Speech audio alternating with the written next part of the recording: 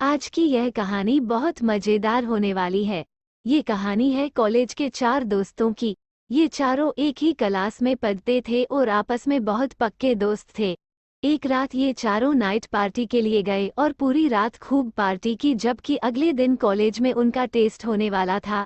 जाहिर सी बात है, इन्होंने टेस्ट की तैयारी बिल्कुल नहीं की थी। चारों दोस्त सोचने लगे कि अब टेस्ट देने से कैसे बचा जाए, और उन्होंने मिलकर एक प्लान बनाया और चारों दोस्तों ने धूल मिट्टी से खुद को गंदा कर लिया। और ऐसा करके यह लोग कॉलेज के प्रिंसिपल के पास पहुंचे और प्रिंसिपल को बताया कि हम लोग किसी शादी में गए थे, रास्ते हमारी गाड़ी का टायर फट गया और हम पूरे रास्ते उस गाड़ी को धक्का मारते हुए किसी तरह कॉलेज पहुंचे।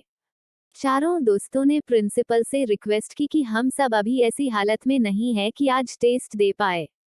प्रिंसिपल ने थोड़ा सोचने के बाद चारों दोस्तों से कहा कि कोई बात नहीं, तुम्हारा टेस्ट में 3 दिन बाद करवा दूंगा। यह सुनकर चारों दोस्त खुश हो गए क्योंकि उन्हें अब टेस्ट के लिए तैयारी करने का समय मिल आया था। 3 दिन बाद चारों दोस्त प्रिंसिपल के कमरे में आए।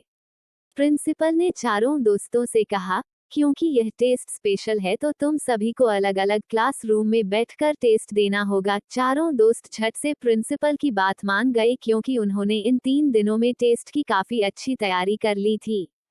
चारों दोस्त अलग अलग क्लासरूम में टेस्ट देने के लिए चले गए। जब टेस्ट पेपर को चारों दोस्तों ने देखा तो चारों हैरान रह गए और उनके चेहरे के रंग ही बदल गए। टेस्ट पेपर में मात्र 2 सवाल दिए गए थे जिनके कुल मिलाकर 100 मार्क्स थे।